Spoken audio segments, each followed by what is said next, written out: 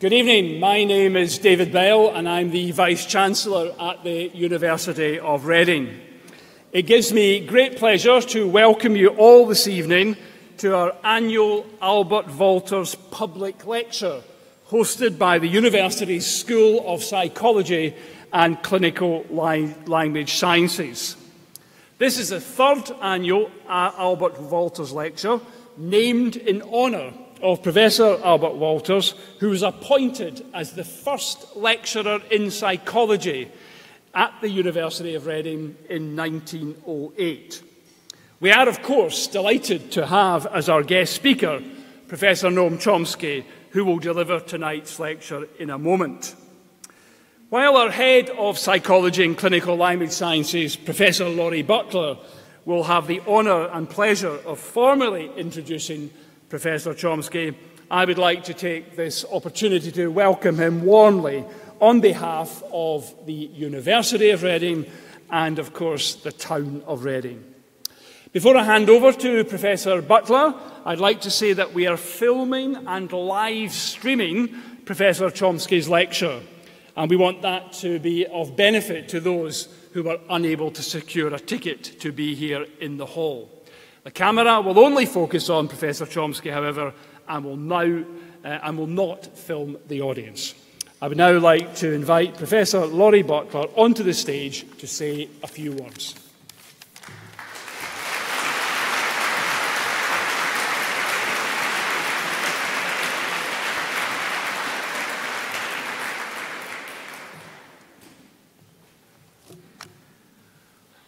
Thank you, Vice-Chancellor, and a warm welcome to you all. It truly is an enormous honour to introduce Professor Noam Chomsky as our 2017 Albert Walters Visiting Professor. We award this title annually to internationally distinguished scholars in recognition of their world-class contribution to psychology, linguistics and neuroscience.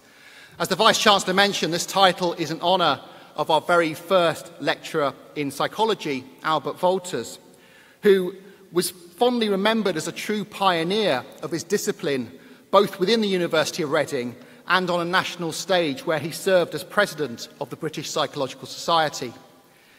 It's fitting, therefore, that tonight we recognise another true pioneer, one that is both known for his groundbreaking contributions to linguistics and psychology and also for his political commentary. Born into a Jewish family in Philadelphia in 1928, Noam Chomsky quickly began to shine. When Noam was 10 years old, he wrote an editorial for his school newspaper lamenting the fall of Barcelona in the Spanish Civil War and the rise of fascism in Europe. His research then was so meticulous that it formed the basis of a publication several decades later. At 13, he would travel alone by train to New York, reading voraciously and formulating the ideas which would later underpin his political beliefs. At 16, Noam entered the University of Pennsylvania, meeting the linguist Zelig Harris, one of the founders of structural linguistics, where he completed both his bachelor's and master's degrees. Noam continued at the university to complete his PhD in linguistics in 1955, during which he also spent time at Harvard shaping his ideas about language learning. In 1955, Noam accepted a position at the Massachusetts Institute of Technology. Within a few years, he was a full professor and still retains the title of Emeritus Professor of Linguistics to this day. Over 6 decades, Noam, with his colleagues and students, simply revolutionised the field of linguistics. As well as his seminal work, Syntactic Structures, Noam has published dozens of books and many papers. Famously, Noam's 1959 review of verbal behaviour by B.F. Skinner came to be regarded as the definitive rejection of behaviourist accounts of language learning, that idea that learning is based purely on reinforcement. Instead, Noam argued, in a theory that has now survived into its 6th decade, that the brain has an innately determined blueprint to the general structure of language, explaining the apparent ease with which children can understand words and phrases without having been explicitly taught them. By any standards, this is an astonishing career, especially for a man who modestly said that MIT hired him and gave him tenure because it does not care much about the humanities. It simply needed to fill a slot. Notwithstanding his protestations, Noam is arguably the most important linguist alive today, or indeed of any time. His reputation, of course, transcends well beyond academia. Bono of the band U2 referred to Noam as the Elvis of academia. Praise indeed. Noam has also had the good fortune, or possibly the ill fortune, to be interviewed by the spoof presenter, Ali G, who, when asked how many words does you know and what is some of them, coolly explained how many words the average Westerner knows, and then, as requested, what is some of them. Noam, of course, is not just an extraordinarily influential linguist, but also a political activist and social critic. In a wonderful quote, Noam summed up his worldview as, "Whatever the establishment is, I'm against it." Over the years, he has published numerous books and talked widely on issues ranging from US foreign policy, democracy, terrorism, and the Middle East. The journalist John Horgan once asked Noam what he found more satisfying, his political work or his linguistic research. Noam replied that he spoke out against injustice merely out of a sense of duty. He took no intellectual pleasure from it.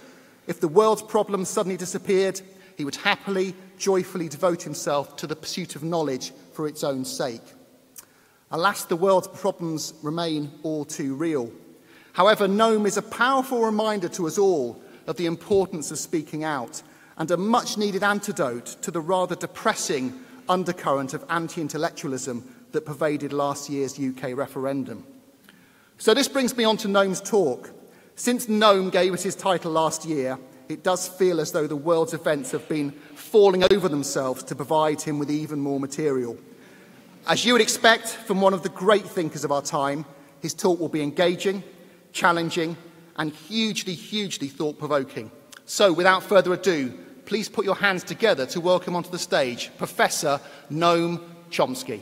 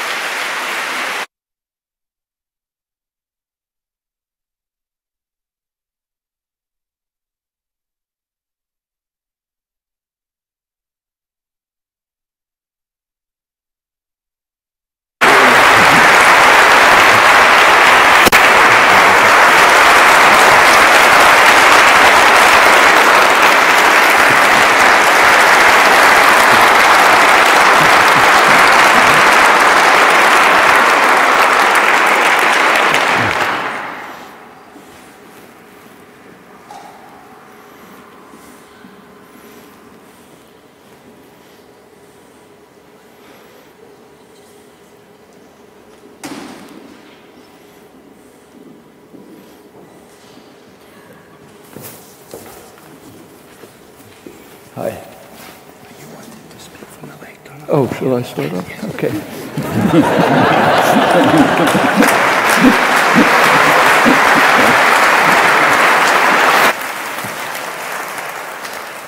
I knew something was going to happen, but I wasn't sure quite what. For some time, I've been intrigued by an interesting debate that took place between astrophysicist Carl Sagan and biologist Ernst Mayr. They were debating the likelihood of finding extraterrestrial intelligence. And Sagan, arguing from the point of view of an astrophysicist, calculated the number of planets more or less like Earth and concluded that it's very likely that there should be intelligent life. And Mayr, arguing from the point of view of biologists, took a different tack. He said, we have one example, Earth. Earth has had many species, maybe as many as 50 billion, he calculated. So we have plenty of evidence about what leads to biological success. And he said the conclusions are pretty clear. The successful organisms are those that, very simple ones, that mutate very quickly, bacteria, or those that have a fixed niche, which they just stick to through thick and thin, like beetles. And as you move up the scale of what we call intelligence, biological success declines. And when you get to the very top, that's us, it's extremely recent. If an asteroid had hit the Earth a couple 100,000 years ago, then in all the billions of life on Earth, there would have been nothing that we call intelligent life. So his conclusion is that the history of life on Earth refutes the claim that it is better to be smart than stupid. And he points out on the side that the average lifespan of a species is about 100,000 years. Modern humans emerged about 200,000 years ago.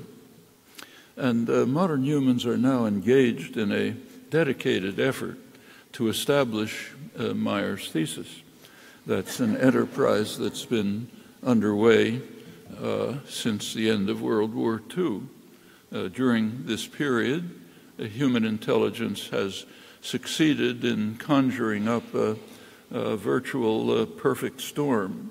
It's created two huge sledgehammers poised to destroy us, while systematically eroding the most important line of defense against self-destruction, with particular dedication in the past generation. The two awesome challenges to survival, decent survival, are of course nuclear weapons and environmental catastrophe. And the best defense would be functioning democracy, in which informed and engaged citizens join together to develop means to overcome the threats, as can be done. In crucial ways, policy making throughout this era has been designed to enhance the threats, has undermined functioning democracy by excluding the population from participation, in fact, even awareness. And these dangerous tendencies have been significantly enhanced by the socioeconomic policies of the past generation, the neoliberal era. These policies have, as you know, sharply concentrated wealth, hence political power. They've undermined institutions that might be responsive to the public will. They're well designed to diminish functioning democracy, with consequences that are all too evident before us over much of the world, dramatically right now in the West.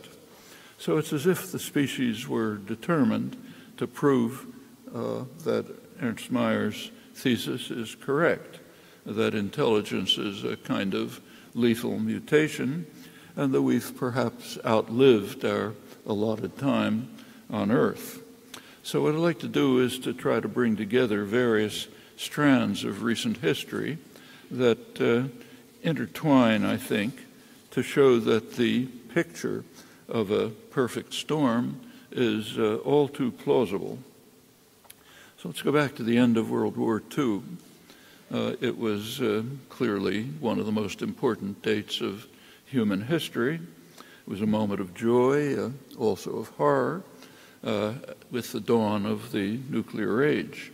Actually, I can remember well my own feelings on August 6th when the grim news was announced, relief that the hideous war was over, horror at the way it ended, and astonishment that very few people seemed to care about the enormity of what had just happened, or the fact that we had now entered what may well be the final era of human existence, the nuclear age, in which human intelligence has created the means for terminal destruction.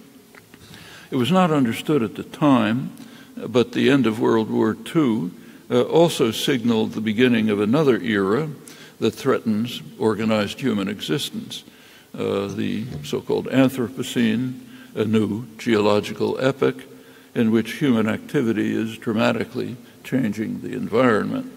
There have been debates about its inception.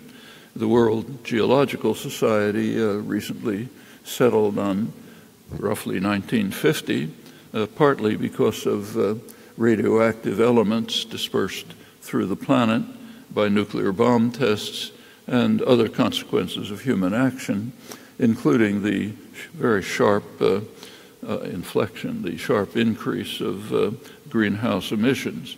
So the nuclear age and the Anthropocene pretty much coincide. And one index of the severity of the crises that we've lived through during these two eras is provided graphically by the famous doomsday clock of the Bulletin of the Atomic Scientists. Every year, a group of distinguished scientists, political analysts, meet to try to evaluate the state of the world and to determine how close we are to terminal disaster, which would be midnight on the clock. The clock was first set in 1947, 7 minutes to midnight. In 1953, it got to 2 minutes to midnight. That was the point at which the United States and Russia exploded hydrogen bombs. That's the closest it's been since. It's oscillated since. In 2015 and 2016, it was moved to 3 minutes to midnight. That's the closest it had been since the early 1980s, when there was a major war scare. The reasons for advancing the clock were, I'll quote them, the mounting threat of nuclear war, and the failure to deal with climate change, which had not been considered before.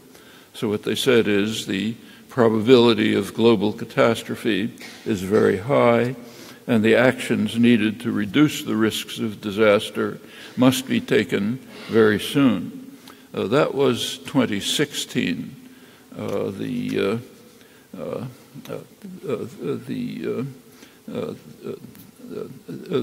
Actually, that earlier brush with terminal disaster merits attention. I'll come back to it. It tells us a good bit about policy making and the nature of Western democracy. Well, that was 2016. At the outset of the Trump term, late January, the analysts met again and reset the clock. They moved the hand closer to midnight, and the reason, in their words, is that they found the danger to be even greater, the need for action more urgent. It is 2.5 minutes to midnight. The clock is ticking. Global danger looms. That's the closest to terminal disaster since 1953. Well, going back to 1953, the closest to terminal disaster, there's an obvious question. Was it avoidable? And what efforts were made to avoid it? The answer is pretty startling and fraught with grim lessons for today. So let's have a look. 1950, the United States was remarkably secure. It controlled the hemisphere, Western Hemisphere, controlled both oceans, controlled the opposite sides of both oceans, had overwhelming economic and military superiority, largely controlled the major industrial states. They had been severely weakened or virtually destroyed during the war, while the American economy boomed. Industrial production quadrupled. The United States, long before, had been by far the largest economy in the world, unusual advantages, but it had not been a major player in world affairs. That role had been ceded to Britain, secondarily to France.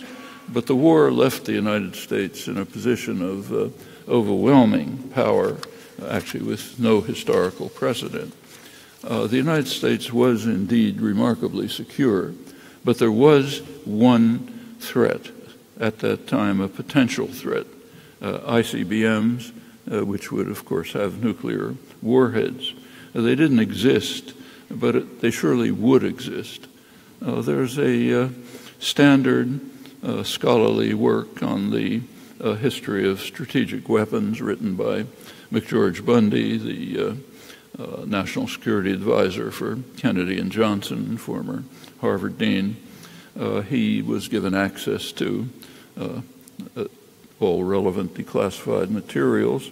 And the book, his history is quite interesting, in particular for one sentence, which is sort of there in the middle without comment.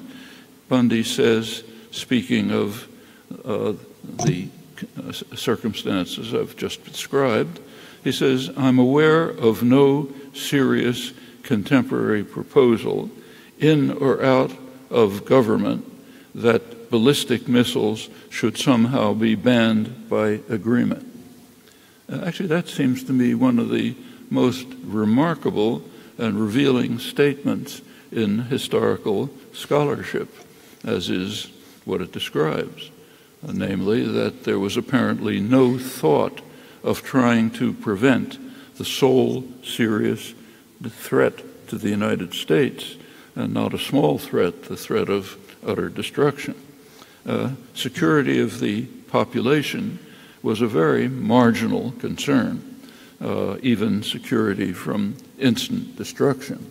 Rather, the institutional imperatives of state power prevailed to such an extent that the possibility of avoiding utter destruction was never even considered. Furthermore, the potential victims, the population, were left completely in the dark. They still are. Though all of this is public, of course, it's quite unknown. Well, let's look a little further. Were there possibilities? Well, we can't be sure. There were apparent opportunities, but they were ignored, and they're pretty interesting. So in 1952, Stalin made a pretty remarkable offer. He offered to allow Germany to be unified on the condition that it not join NATO, even with the prospect of elections, which of course the communists were sure to lose.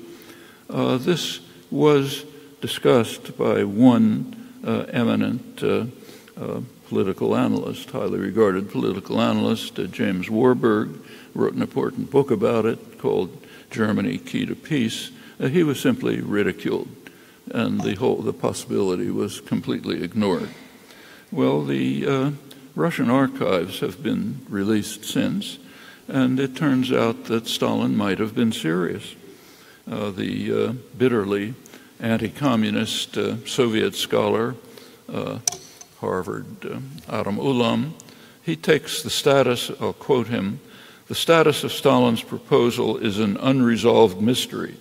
Washington wasted little effort in flatly rejecting Moscow's initiative on grounds that were embarrassingly unconvincing, leaving open the basic question, was Stalin genuinely ready to sacrifice the newly created German Democratic Republic on the altar of real democracy, with consequences for world peace and American security that would have been enormous." One of the most prominent Cold War scholars, Melvin Leffler, writes that scholars who have studied released Soviet archives were surprised to discover that Lavrenti Beria, the sinister, brutal head of the secret police, proposed that the Kremlin offer the West a deal on the unification and neutralization of Germany, agreeing to sacrifice the East German communist regime to reduce East-West tensions and to improve internal political and economic conditions in Russia, opportunities that were squandered in favor of securing German participation in NATO. Well, was any of this real? Can't be sure, of course. What we can be sure of is that what mattered was global power and not security for the irrelevant and uninformed population. Actually, that's one of the starkest and most consistent lessons of policy formation. When you look closely, you find that though there's a lot of talk of security, of course, it's not security of the population, which is at most a marginal concern. Rather, it's security of systems of power, state and private. It's too large a topic to review in detail, but let's carry it a little bit forward into the 50s and 60s. A couple of years after Stalin's death, Nikita Khrushchev took over in Russia. He was committed to trying to raise the economic and social conditions of Russia, which of course were far behind the West, and he realized that that's impossible to do in the context of a continuing arms race with a much more powerful West, including the United States. So he therefore made an offer to carry out joint reduction of weapon systems. And when the United States did not respond, he unilaterally reduced Russian offensive weapons quite considerably. The offer was made to John F. Kennedy, and here's what happened. I'll quote the late Kenneth Waltz, one of the leading international relations specialists. He writes that the Kennedy administration undertook the largest strategic and conventional peacetime military buildup the world had yet seen, even as Khrushchev was trying to carry through a major reduction in conventional forces and to follow a strategy of minimal deterrence. And we did so even though the balance of strategic weapons greatly favored the United States. Again, same conclusion. The Kennedy decision, harmed national security while enhancing state power. And again, what happened was largely concealed, and indeed remains concealed behind the enthusiastic rhetoric of the Camelot years, largely remains so. Well, the import of Kennedy's decision was revealed starkly in October 1962, what Kennedy advisor, American historian Arthur Schlesinger, called the most dangerous moment in history, Cuban Missile Crisis. And the facts are harrowing. Turns out we now know that President Eisenhower had subdelegated authority to use nuclear weapons to commanders. Actually, Dan Ellsberg has a forthcoming book with lots of details about this based on his experience as a very high-level analyst studying these topics at RAND. During the Cuban Missile Crisis, nuclear-armed B-52s were constantly flying all over the world, the so-called Chrome Dome exercises. Chrome Dome pilots have reported that individual bomber crews could have launched nukes, ending human existence. And the details of what happened in that crisis, which have been very well studied, we have an extensive documentary record, they are pretty remarkable. They merit close consideration. They bear directly on the issue I'm now discussing. On October 26th, the peak of the crisis, there was, when it looked as if there might be war, which would be terminal war, a letter arrived to Kennedy from Khrushchev offering a way to end the crisis. Namely, the Russians would withdraw all offensive missiles from Cuba, and in return, the United States would withdraw missiles from Turkey. Well, Kennedy hadn't even been aware that there were missiles in Turkey. They were obsolete missiles for which a withdrawal order had already been given because they were being replaced by invulnerable Polaris submarines. So the question was, Russia would withdraw missiles from Cuba, and in return, the U.S. would simply continue its policy of withdrawing obsolete missiles from Turkey and replacing them by much more lethal and invulnerable missiles. So what was Kennedy's reaction? He refused. A secret deal was made, but nothing was allowed to be public.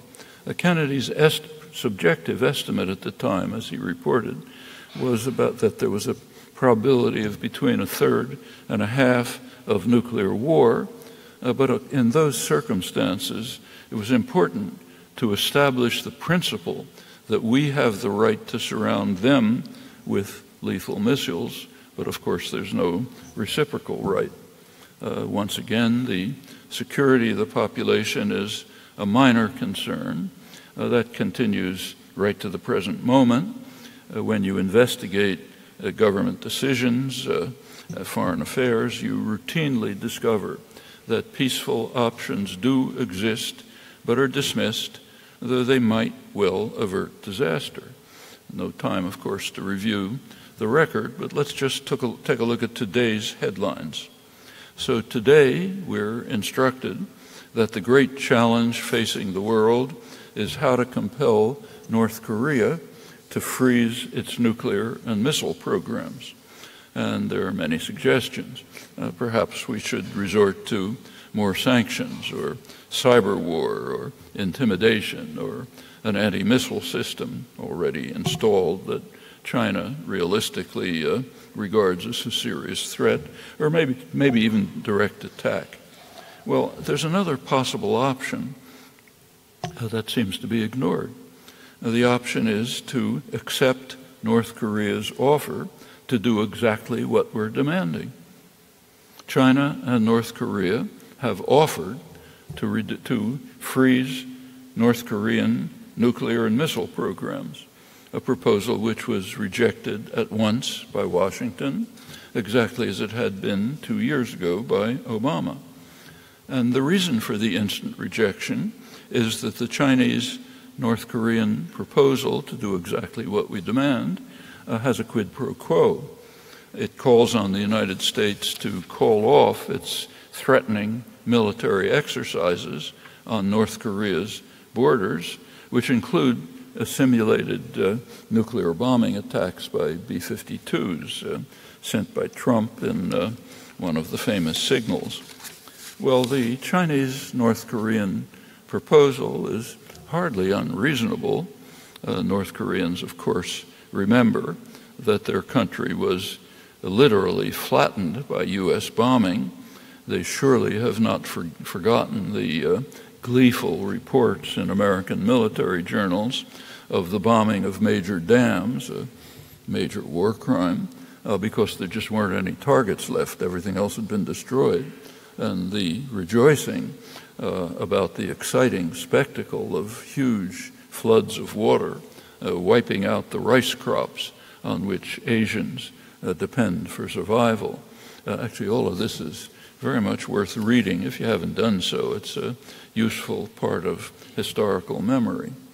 Well, the Chinese North Korean proposal could lay the basis for more far-reaching negotiations to radically reduce the threats, perhaps even bring the crisis to an end.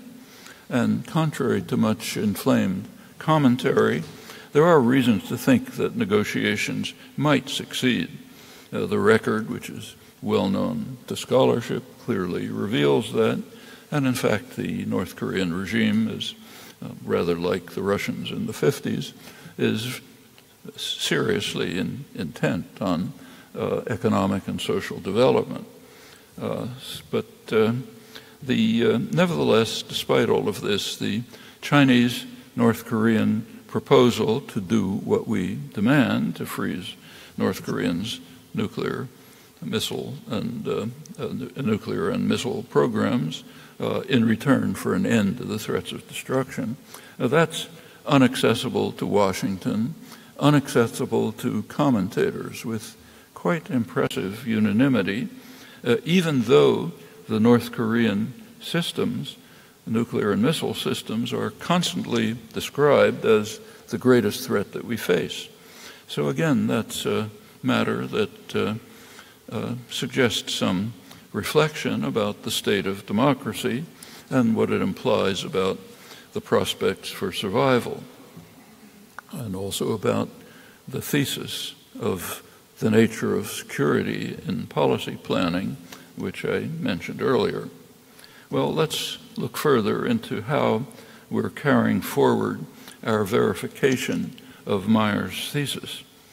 Last March, the Bulletin of Atomic Scientists published a detailed report on the vast nuclear modernization program initiated by Obama, now being carried forward under Trump. The report discusses how U.S. nuclear force modernization is undermining the strategic stability on which survival depends by a slender thread. I'll quote them. The current modernization programs include revolutionary new technologies that will vastly increase the targeting capability of the U.S. ballistic missile arsenal. This increase in capability is astonishing, boosting the overall killing power of existing U.S. ballistic missile forces by a factor of roughly 3. And it creates exactly what one would expect to see if a nuclear-armed state were planning to have the capacity to fight and win a nuclear war by disarming enemies with a surprise first strike.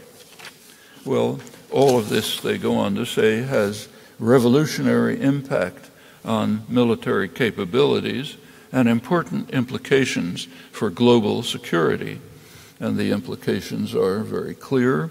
Russian strategic analysts are, of course, aware that the United States, thanks to these modernization programs, now has the capacity to wipe out their deterrent. The Russians are way behind us in technology. They don't have our sophisticated satellite-based advanced warning systems. And with their deterrent at serious, which means just moments to make a decision, and with the deterrent at serious risk because of the nuclear modernization programs, at a moment of crisis, and there are many possibilities, Russian leaders might well be tempted to undertake a preemptive strike just to assure survival, an act which would end organized human life on Earth. Well, once again, is a diplomatic avenue possible? Surely seems so. Is it being pursued? Well, you can look into it. If it is, it's not detectable. All very relevant to Meyer's thesis. Well, turning to the second existential threat, global warming, anyone who's not living under a rock should be aware that the dangers are severe and imminent. So how are we reacting? Here's a recent report from the U.S. business press, Bloomberg Business Week. The oil boom is back. The number of oil and gas rigs drilling in the United States has almost doubled since bottoming out at the lowest level in more than 75 years of records. While 24 nations are coordinating to cut oil production and rein in the global supply glut, U.S. producers are moving in the opposite direction. Over the last 4 months, output increased by 500,000 barrels a day. If that rate of expansion continues, the shale boom will break new production records by summer. The United States now produces 9 million barrels a day. Well, that illustrates a crucial fact of current history. The world is taking halting steps towards facing the existential challenge to decent survival. Meanwhile, the richest and most powerful country in world history, the leader of the free world, virtually alone, is racing towards destruction and doing so with enthusiasm and dedication. That's been true since November 8th, 2016, another date of great historical importance. On that date, there were 3 significant events, one of them important, one extremely important, and the third astonishing. The one that was important was the election of Donald Trump, the one that received all the attention. The one that was extremely important took place in Morocco, in Marrakesh, where some 200 nations were meeting to try to carry forward the Paris negotiations of a year earlier. The Paris negotiations, recall, December 2015, intended to reach a verifiable treaty, but they couldn't do so because there was one barrier, the Republican Party. the U.S. Republican Party refused to accept any binding commissions, meaning Congress wouldn't accept it, so there couldn't be a treaty. It was left with promises. The Marrakesh meeting was an attempt to try to carry this forward and reach verifiable goals. Well, on November 8th, before the election returns came in, the World Meteorological Organization issued its report on the world situation. Its words, it confirms that 2016 was the warmest year on record, a remarkable 1.1 degrees centigrade above the pre-industrial period, sharply above the previous record set in 2015, approaching the desired limit set in Paris. And there were other dire reports. Then the deliberations ended. The news came in about the American election, and the considerations at Marrakesh turned to, can we survive? Is there somebody who will lead the way now that the leader of the free world is bent on bringing about environmental catastrophe as quickly as possible? And the conclusion was that the savior might be China. So here's the spectacle. The leader of the free world is departing from the world and racing towards disaster, and the world is looking to China as a savior. Then comes the third event, the astonishing event, namely the reaction to all of this, total silence. Check and see. Practically every issue of science journals provides more grim forecasts. So there's one recent paper in Atmospheric Chemistry and Physics by the prominent climate scientist James Hansen and 18 co-contributors. They compare today's climate with that of 120,000 years ago, which had slightly warmer temperatures than today and had a sea level rise of 20 to 30 feet when much of polar ice disintegrated. The paper predicts that in the near future, killer storms will have killer storms stronger than any in modern times, disintegration of large parts of the polar ice sheets, leading to melting of huge glaciers. This is taking place all over, especially in the Antarctic, and a rise of sea level sufficient to begin drowning the world's coastal cities before the end of this century. And Hansen concludes that we're in danger of handing young people a situation that's out of their control.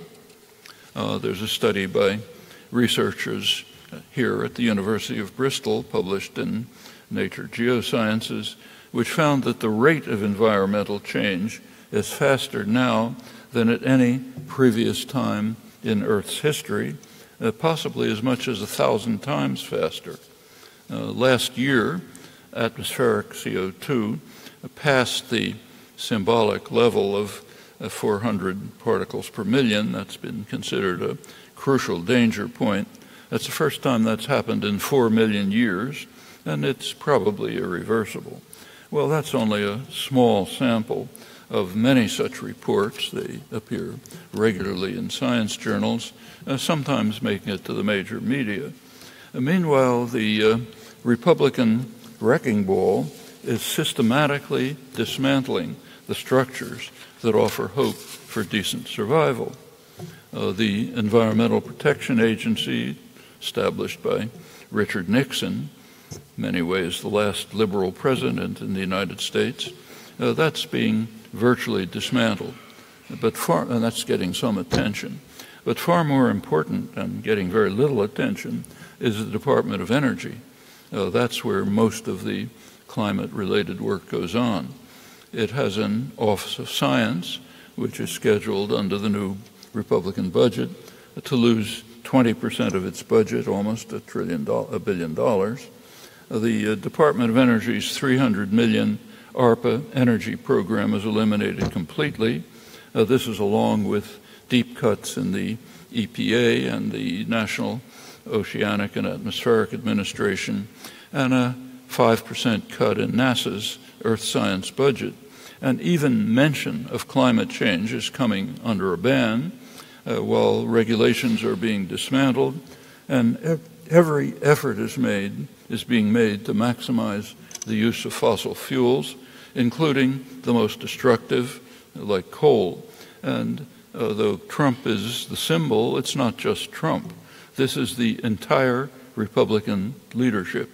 Those of you who followed the Republican primaries last fall, may have noticed that every single candidate, without exception, either denied that climate change is happening, or else you had the so-called moderates like Jeb Bush and John Kasich, who said, well, maybe it's happening, we don't know, but we shouldn't do anything about it. So that's 100% unanimity among the leadership saying, let's race to destruction. Incidentally, virtually no comment in the media. Comment was almost totally devoted to Trump's various outrageous statements. This was far more significant. This is not just at the national level. There's no time to go through it, but at the local level in states, the things the Republican legislatures are doing are hair-raising. But there's virtual unanimity in the party leadership. Some time ago, I made the outrageous comment that today's Republican Party in the United States is the most dangerous organization in world history. And when I made it, I stressed that it was outrageous, as it is, but raised the further question, is it true? Well, I'll leave it to you. Has there ever been an organization in world history that is so publicly and openly dedicated to massive destruction, huge destruction, on such an incredible scale? You might think about it. Well, even sea level rise, much more limited than what's anticipated, will inundate coastal cities and coastal plains, as, for example, in Bangladesh, leading, maybe in the near future, to tens of millions of people fleeing from the rising sea. Today, many more later, today's refugee crisis will look like a tea party. The chief environmental scientist in Bangladesh said recently that these migrants should have the right to move to the countries from which all these greenhouse gases are coming.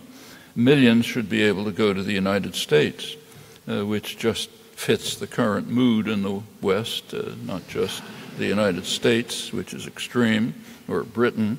And those who think it's better on the continent can turn to a recent poll which showed that a majority of Europeans want a total ban on immigration from Muslim-majority countries, far more extreme than Trump's current proposal. In general, the idea seems to be that first we destroy them, and then we punish them from trying to escape from the ruins.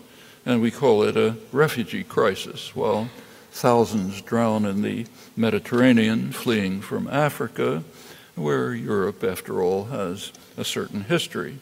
In fact, the refugee crisis altogether, I think, should be regarded as a serious moral, cultural crisis in the West. Well, let's return to the other sledgehammer, the nuclear threat. The major nuclear powers, the United States and Russia, are now expanding arsenals, both of them, and in quite dangerous ways.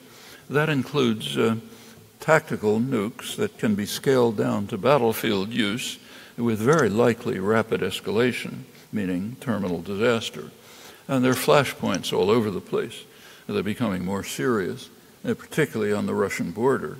Notice, on the Russian border and not on the Mexican border. That's a result of the expansion of NATO right after the collapse of the Soviet Union, which happened to be in violation of verbal promises to Gorbachev that NATO would not expand 1 inch to the east. Now, that was the phrase that was used to Gorbachev, meaning East Germany. Nobody openly, at least, contemplated anything further.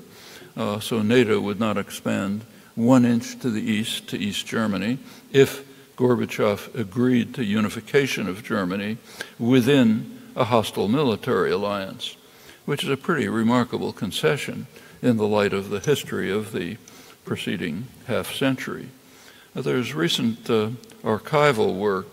It was published in the MIT-Harvard Journal, International Security, which very strongly suggests that President Bush #1 and his Secretary of State, James Baker, were consciously deceiving Gorbachev. Important fact worth looking at. Gorbachev's vision of a European common home, a security system from Brussels to Vladivostok with no military alliance, that's a fading dream. George Kennan and other senior statesmen had warned early on that NATO expansion is what Kennan called a tragic mistake, a policy error of historic proportions. It's now leading to rising tensions on the traditional invasion route through which Russia was virtually destroyed twice during the past century by Germany alone. And to make matters worse, in 2008, NATO membership was offered to Ukraine, right in the Russian geostrategic heartland, efforts that were then pursued further by Obama and Hillary Clinton. With some justice, European historian Richard Sakwa writes that NATO's prime concern now is to manage the risks created by its existence, all of which bears on Ernst Mayer's conclusion.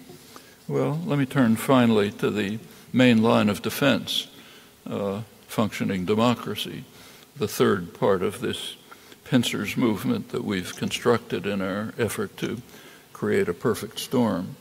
So we can begin with the leader of the free world again. It's been the model of democracy for centuries, although we might remember that Alexander Hamilton regarded the British system as superior to what he and his colleagues were constructing, and several million slaves might have agreed, not to speak of Native Americans. Well, let's ask what would happen in the United States if the voice of the people were heard. One possibility is that the person who is by far the most popular and respected political figure in the country would have an influential role, maybe be quoted by the media, maybe even be president. That's Bernie Sanders by a very large margin. So we learn from a poll by Murdoch's Fox News. And in fact, the Sanders campaign was the most remarkable feature of the 2016 elections, much more so than Trump's election. The election of a billionaire is not news. But Sanders' campaign broke a prevailing pattern of over a century of U.S. political history. There's quite a substantial body of academic political science research which establishes very convincingly that elections are pretty much bought.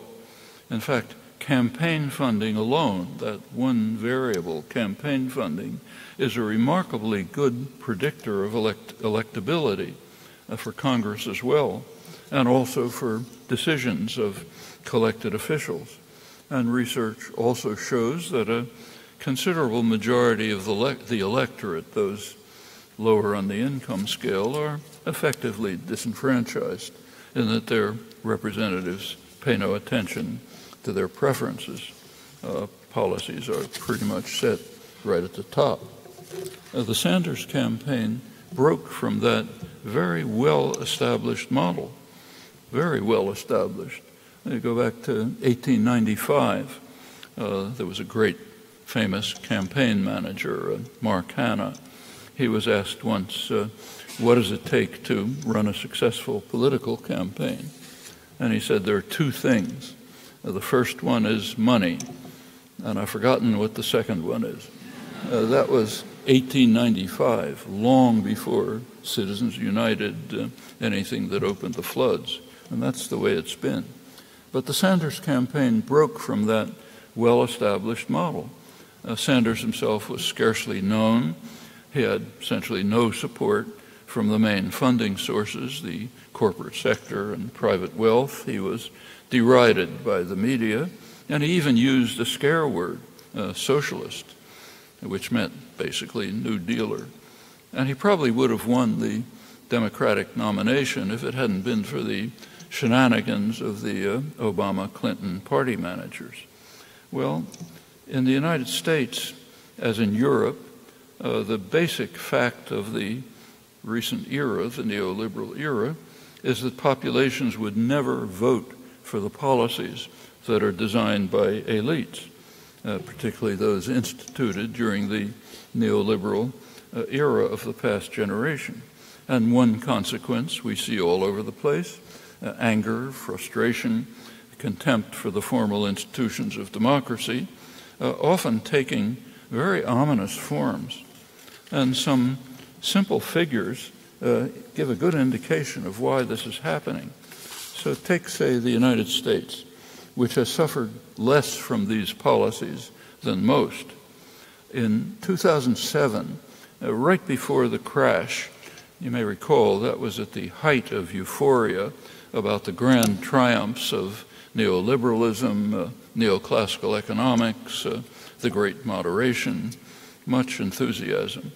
At that point, this is right before the crash, real wages of American workers were lower than they had been in 1979 when the neoliberal experiment was just taking off. Median wealth in the United States now is lower than it was in the early 80s. Primary reason for this was explained by Chair of the Federal Reserve, Alan Greenspan, when he testified to Congress on the wondrous economy he was managing. He informed Congress that what he called greater worker insecurity is keeping wages low and inflation low. That is, as he discussed, workers are too intimidated to ask for decent wages, benefits, working conditions, which is a sign of the health of the economy by some standards. Social justice measures also deteriorated through this period throughout the West, but profits are booming, particularly in the largely predatory financial industry, which exploded during the neoliberal period, accounting for 40% of corporate profit right before the crash, for which they were, again, responsible largely. One motive for the neoliberal reforms, as they're called, was to reverse a falling rate of profit that was a consequence of popular activism and labor militancy in the 60s. And that was achieved. So, in one sense, at least, the neoliberal reforms are a success apart from the population. And under such conditions, democracy can hardly be tolerated. Well, much the same has been true of continental Europe under the lash of the neoliberal austerity programs, which even IMF economists have recognized are unwarranted and make no economic sense. That's the IMF economists. The IMF bureaucrats, they listen to different voices, mostly those of the rich northern banks. And those are the voices that control the unelected troika that determines policy, the IMF, the ECB, and the European Commission, unelected. Now, there's a very careful and revealing investigation of the political agenda guiding these destructive economic policies by economist Mark Weisbrod. He did something interesting. He studied the reports of the regular IMF consultations with member governments of the European Union. He's published this. And he discovered, I'll quote him, a remarkably consistent and disturbing pattern. The financial crisis, 2007-2008, was exploited as an opportunity to lock in the neoliberal reforms, spending cuts in the public sector rather than tax increases, reduced benefits and public services, cuts in health care, undermining of collective bargaining, and in general, moving to create a society with less bargaining power for labor, lower wages, more inequality and poverty, a smaller government and social safety nets, and measures to reduce growth and employment.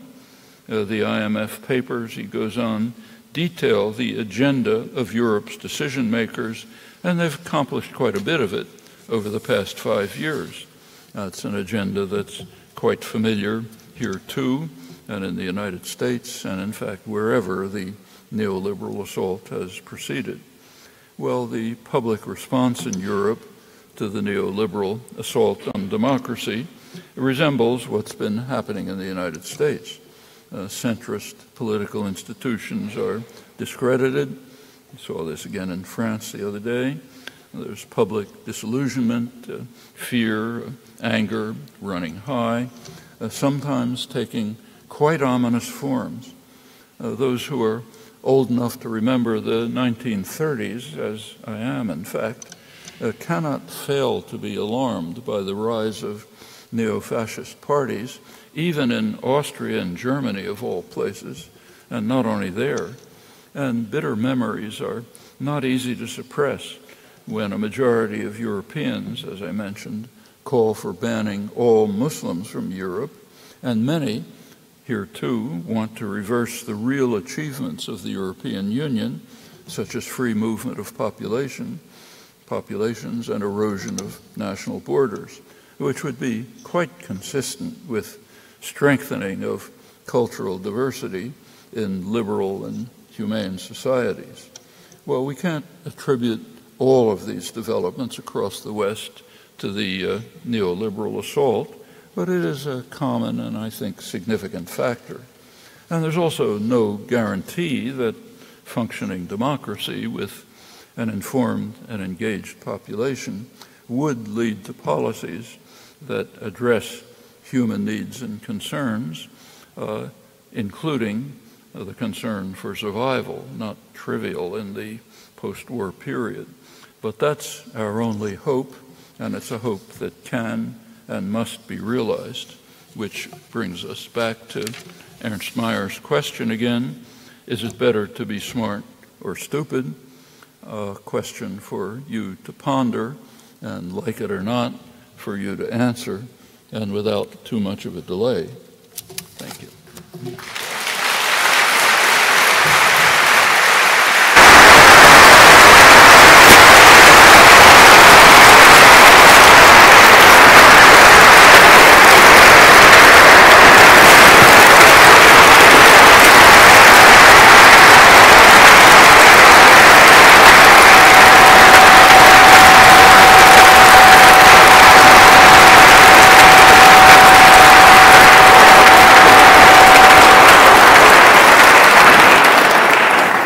Thank you very much, Professor Chomsky. I've got time just to ask you one or two questions, and I suppose, given that analysis of those great global threats that we face, are you still an optimist? Well, there are things to be optimistic that provide optimism, including some that I mentioned. So take the United States again. I think it's the Sanders campaign, I think, is a source of great optimism. It's kind of ignored, but it's not insignificant. In fact, it is very significant that this broke a pattern of over a century of essentially bought elections bought by wealth and power. And it's pretty remarkable that an unknown person with no support from the major concentrations of wealth, corporations and private wealth, is by far the most popular political figure in the United States, as we know, thanks to Rupert Murdoch. And these numbers are even higher among the young.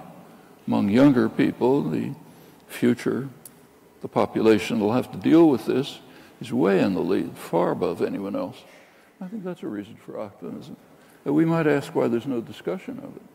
It's a very important fact, and it offers, and there's plenty of flaws in Sanders' positions.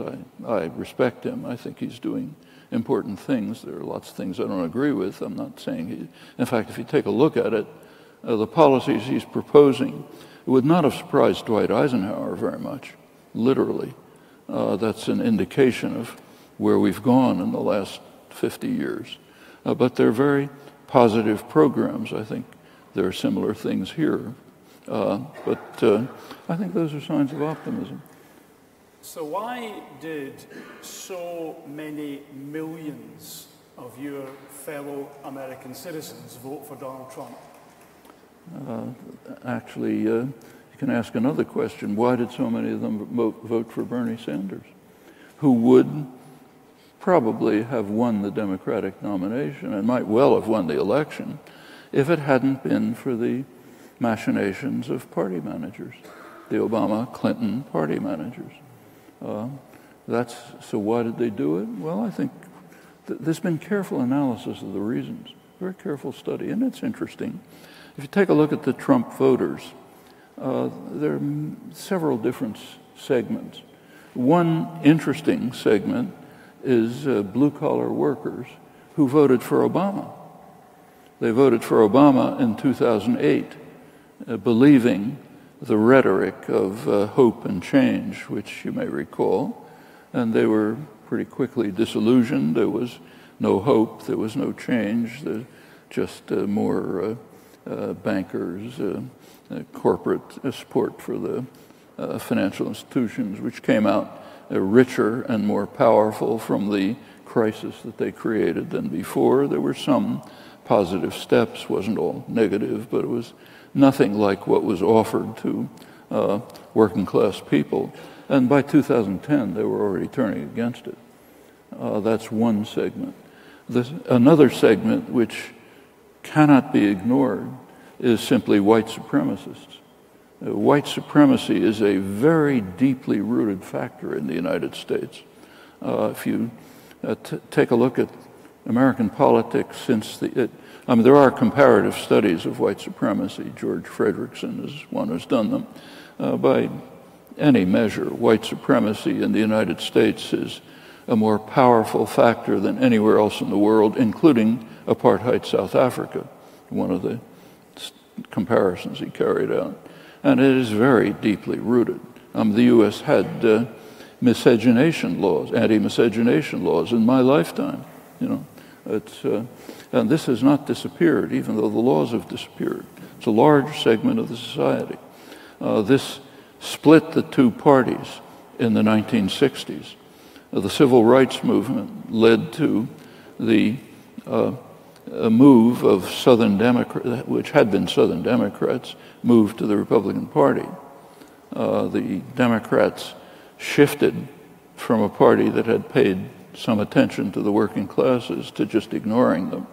So they were kind of picked up by their class enemy, the Republicans, who they vote for because there's nobody else to vote for. That's led to an extraordinary split in the United States, which has been pretty well studied. The two parties weren't very different throughout much of history. The moderate Republicans were kind of like liberal Democrats. In fact, today's liberal Democrats are sort of what used to be called moderate Republicans. That's all gone. The party distinction is a very sharp one. In fact, people in the two parties don't even intermarry. It's gotten that far. They don't talk to each other. They look at they have different news sources. They're in different worlds, and that's led to it's led to the situation I described in the Republican Party, which is dedicated with passion to the interests of private power and the corporate sector, but manages to keep a constituency by other kinds of appeals. Disillusionment with democratic policies, some often very well justified among the working class, white supremacy, a residue of the 1960s shift of the parties, religious extremism. You cannot overlook the fact that the United States is one of the most extreme fundamentalist societies in the world, literally. Roughly 40% of the population expect the second coming of Jesus in their lifetimes. That's one of the reasons they don't take global warming very seriously. Who cares if Jesus is coming back? I don't think there's anything like this in any other society. About 80% or so, I forget the exact number, believe in miracles, you know. The Republicans have managed to take over with total hypocrisy. None of them believe a word of this segment of the population by throwing them some red meat now and then. You know, we'll block abortion or something like that, which the Republican leadership doesn't care about one way or another, but that's a way of keeping the evangelicals on board. Among white males, Trump won a huge amount over Clinton. A lot of that's Clinton's fault, but there are other factors which I don't have to tell you about. All of these things together have led to a pretty remarkable situation. And on the other side, there's the part that's not mentioned, that Sanders was doing the same thing. Not a billionaire, no support from any of the sources of wealth and power, extreme antagonism or disregard from the media, and particular appeal to young people, and breaking literally a century of political history. My last question is this. Over the many decades that you've had a public profile, it's been, obviously, partly for your outstanding research in the field of linguistics, and it's also been because of your political commentary and social critiques. Have you had the right balance when you look back? Have you had the right balance in your life between your academic research and your political activism? Well, if the world would go away, I would much prefer the academic research, which is far more interesting. I mean, the political discussion and analysis is important, but it's really superficial. It doesn't, it's not because of the lack of intelligence of people who work on it. We just don't understand much. What's understood about social and economic affairs is pretty thin.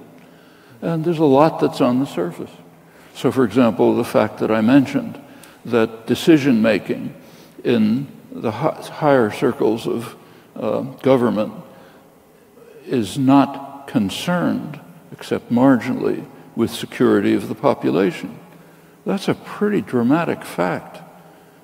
Things like what I mentioned about McGeorge Bundy's analysis of the situation in the early 50s. That's a shocking fact. And nobody knows. Nobody cares. It's not deep. It's not quantum physics. It doesn't require much to discover. It just requires reading the sentence that says nobody made any effort, even in private, to deal with the sole potential threat to the survival of the United States. What does that tell you? Especially when it's reiterated over and over and over. It's being reiterated right now in the case of North Korea and the Russian border. Well, it doesn't take profound intelligence or research or insight to discover that. It's on the surface. What takes intelligence is to suppress it. It's right there on the surface, you know. Like we demand that North Korea freeze its nuclear weapons and missile programs. One way to achieve that is to accept their offer to do it. Do you read that somewhere? I mean, does that require, higher intelligence and a postdoctoral degree? And no, it's right there. And most of it is right there.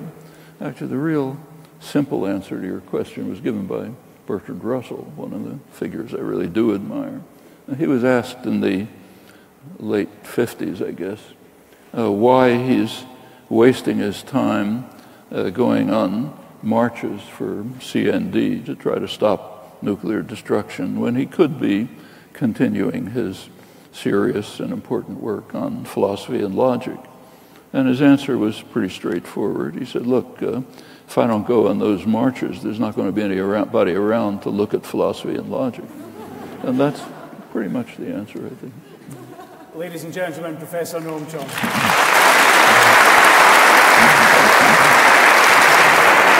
you want to sit down for a minute, if you want to sit down, I'm going to say one or two closing remarks. If you want to just sit down for a minute, you have to sit. Thank you very much.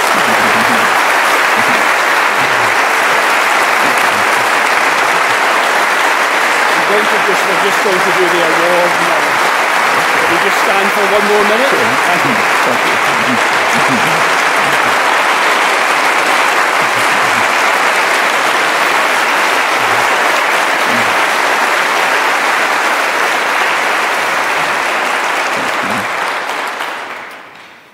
I've now been joined again on the stage by Professor Laurie Butler of the School of Psychology and Clinical Language Sciences to award Professor Noam Chomsky the Albert Wolters Visiting Professorship Award in recognition of his world-class contribution to linguistics. Thank you very much. Congratulations. Thank you very much. Thank you very much. Thank you. Thank you all. Thank you. Glad to be down with